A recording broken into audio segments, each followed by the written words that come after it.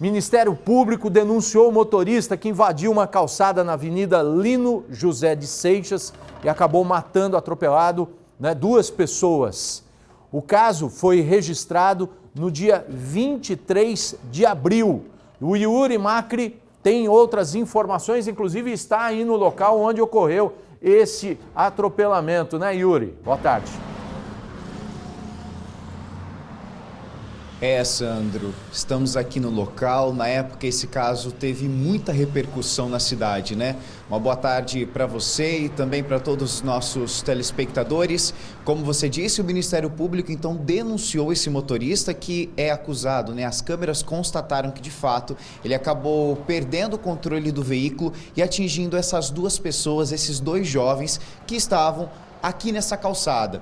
Antes de a gente falar um pouco do Ministério Público, eu vou pedir para o Benedito Santos só mostrar um pouco da movimentação aqui na Avenida Lino José de Seixas para a gente entender um pouco da dinâmica desse acidente. No dia 23 de abril, quando aconteceu esse acidente, esse motorista, ele teria saído daquele bolsão de estacionamento que a gente vê pelas imagens e feito contorno. Ao fazer esse contorno, ele teria perdido o controle bem nessa parte aqui, Sandro. Foi quando ele acabou atingindo os dois jovens que estavam sentados na calçada. O Lucas acabou morrendo no local e a Samara chegou a ser socorrida e encaminhada para o hospital de base. Mas, infelizmente, após 3 dias, ela também teve a morte cerebral aí decretada, os órgãos foram doados. Na época eu acabei cobrindo o velório, participei e vi todo o desespero daquela família. E agora, então, o Ministério Público faz essa denúncia desse motorista. Certamente nós estamos com imagens da época do acidente, porque câmeras flagraram todo esse acidente, né? Toda a ação desse homem, né? O momento em que ele sai do bolsão aqui desse estacionamento e perde o controle e acaba atingindo esses dois jovens que estavam sentados. Um casal, a Samara e também o Lucas. Infelizmente, eles não resistiram aos ferimentos. O Lucas acabou falecendo aqui no local e a Samara 3 dias depois. Na época, esse motorista chegou a ser preso e encaminhado para a Polícia Civil, para a Central de Flagrantes, onde permaneceu preso e depois passou por audiência de custódia e foi liberado.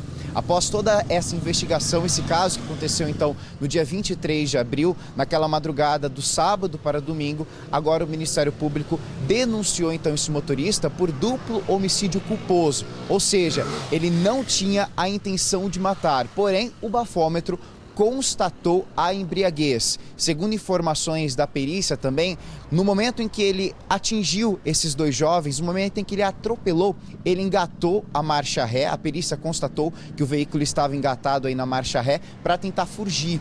Porém, como essa calçada, nós estamos falando de uma calçada que é ao lado, foi do lado de um bar, esses jovens estavam nesse bar, as testemunhas fizeram com que esse motorista permanecesse e aguardasse então a chegada da polícia. Foi então que a polícia fez esse teste do bafômetro que constatou de fato que ele estava embriagado. Esse caso chocou São José do Rio Preto, né? Porque muitas pessoas não queriam também entender a circunstância pelo fato aí também da Samara ser uma trans, né? Uma pessoa que fez a transição, ela tinha um nome, né, social e depois passou a se chamar Samara. Então muitas coisas foram faladas na época, mas agora então o Ministério Público indicia esse motorista no duplo homicídio culposo quando não há intenção de matar.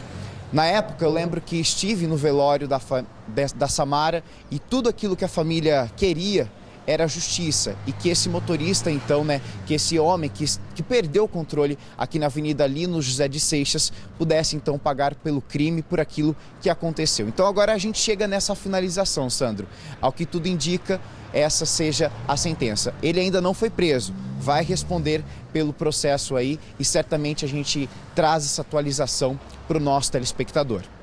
Ô Yuri, eu respeito muito o Ministério Público, a Justiça a gente tem que respeitar, mas eu como cidadão, eu discordo. Eu acho que tinha que ter aí duplo homicídio doloso. Quem teve a intenção? Teve a intenção, bebeu, foi por conta da influência do álcool. Coloca a imagem lá de novo. E eu acho que, deve ter a acusação aí, tem que usar isso. A imagem do caso em si, da época, Elias Pacote, fazendo favor, se tiver aí no jeito. Mas eu acho que tinha que ser o doloso, quando há intenção. Quando há intenção. Porque é o seguinte, ele estava sob efeito de álcool, mas passou agora, ó. Quer ver, ó, ele tá lá naquele carro, ó, a moto passou e ele parou. Ou seja, ele teve a consciência ali de parar para não atingir o motociclista e ele não bater no carro.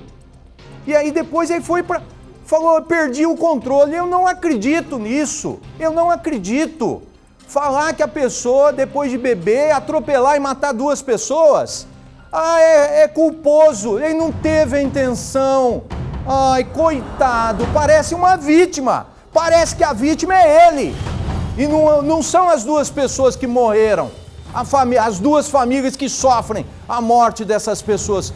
Com todo o respeito ao Ministério Público, a coisa tem que mudar nesse país. Porque se fossem dois filhos de pessoas conhecidas, 2 pessoas ricas que tivessem morrido, o clamor da sociedade, né, seria diferente, talvez. São seres humanos, eu vou estar aqui brigando pela vida, pelas pessoas inocentes, pelas vítimas de qualquer faixa etária, de qualquer classe social. Defendo do pobrezinho ao milionário, quando a pessoa é vítima. E essas pessoas que morreram aí foram vítimas de alguém que estava sob efeito de álcool, pegou o carro escondido do sogro, bebeu, foi ali, só que teve a consciência, ó, depois estão alegando que foi bebida, mas ele teve a consciência de parar o carro e esperar o motociclista sair. Me desculpe, mas não foi por causa do álcool. Não. Eu, se eu fosse advogado de acusação, eu falaria, não, ele teve consciência. Ele matou porque quis, ele atropelou porque quis. Ah, não teve a intenção de matar, mas matou. As pessoas morreram, gente. A coisa tem que mudar nesse Brasil, sabe? Porque senão, o que vai acontecer? Aí motiva as pessoas a beberem, encher o caneco e sair aí atropelando, matando, causando tantos acidentes que a gente vê no Brasil.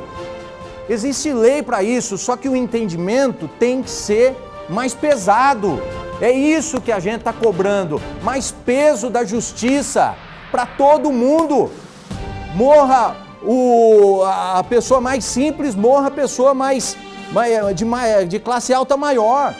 É um ser humano que morreu e a pessoa tem que ter consciência, porque a pessoa que estava dirigindo embriagada, porque senão a gente vai continuar vendo morte, vendo pessoas ali na cama. Eu já fiz entrevistas de pessoas que foram vítimas de motoristas embriagados que tiveram lesões sérias na coluna, que só estão acamadas, que só mexem o rosto. Então algo precisa ser feito nesse país e tem que ter um endurecimento na lei. Me desculpe, eu respeito o Ministério Público, respeito a justiça do Brasil, porque se a gente não acreditar na justiça, quem que a gente vai acreditar? Não vai acreditar em mais nada, aí vai virar bagunça. Só que para não virar bagunça, eu acho que tem que ter uma mão mais pesada da justiça aí. Eu mudaria aí de culposo para doloso. Teve a intenção de matar. E tem que ter cadeia, tem que ter prisão, tem que ter punição, porque senão a gente não vai conseguir viver mais em sociedade. Fala, Yuri. E Sandro, só para retratar tudo isso que você está falando, me lembro muito do velório da Samara, porque de fato eles são pessoas simples aqui de São José do Rio Preto. Tanto a família quanto os amigos. Eu lembro de ter feito aquela matéria ali em abril e o pedido daquela família e o pedido também dos amigos era por justiça. Então talvez que o Ministério Público possa repensar mesmo nessa questão aí, se foi doloso ou se foi culposo, porque de fato 2 vidas foram ceifadas por essa imprudência desse rapaz que perdeu o controle embriagado. Essa imagem, né, o desespero, a forma como aqueles familiares estavam naquele velório, no velório da Samara, certamente vai permanecer por muitos anos na minha mente, que estive ali, conversei com os familiares, conversei com os amigos, falando, né, da perda dessa pessoa que infelizmente saiu para se divertir e infelizmente não retornou para casa. O veículo é uma arma na mão do irresponsável. Muito obrigado, Yuri, pelas informações. A gente vai ficar acompanhando esse caso.